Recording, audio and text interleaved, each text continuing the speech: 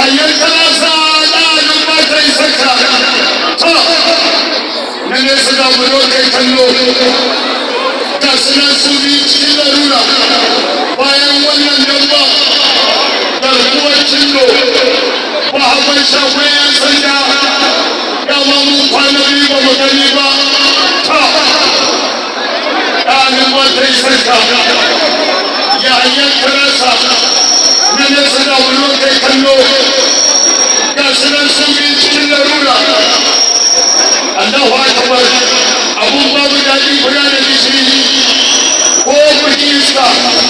Allah ya saka mai iska ko ɗanin mata isaka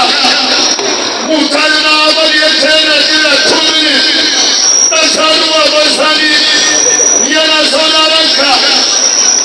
gajen wannan ana tukuna ban farko ko kuɗi iska Allah ya saka mai iska sanin wurin dubuwa dambe a yayi domin akwai dambe a ƙasa akwai damben mahago garkuwan cindo kuka da muke saurare a wajen ne yanzu na yi ta kare ɗanin motar sarka yayin darasa da wani yanci a tsakiya in za ku yi bayi ina ruwan iya kashe busa ina yi ba daidai ba da busa a za a ke ta hana dan bayani a ruwa to masu dan wanda su sun fito za su to haka take kuka ne ake saurare ko ya hanyar tarasa ko ɗanin matan sarka ko kelo ya yi karatu yalo ɗan wuri ne ke karatun da nema kada ka manta yalo ɗan wuri ne ke karatun da nema kada ka manta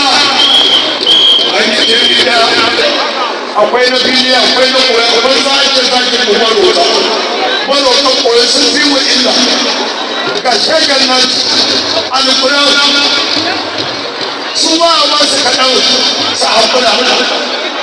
ko ka ba mu kaɗai mu ci da cikin mahaifa wani ba kasuwa ya dinga biya nan dawo alƙuran wani kasuwa ya dinga biya nan dawo ya yi magana shi ke zakin barota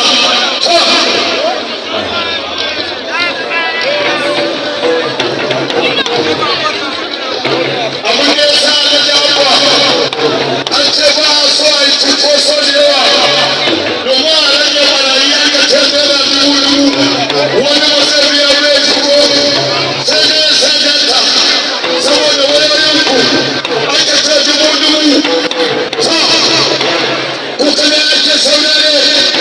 kajan banda na lautuwa dani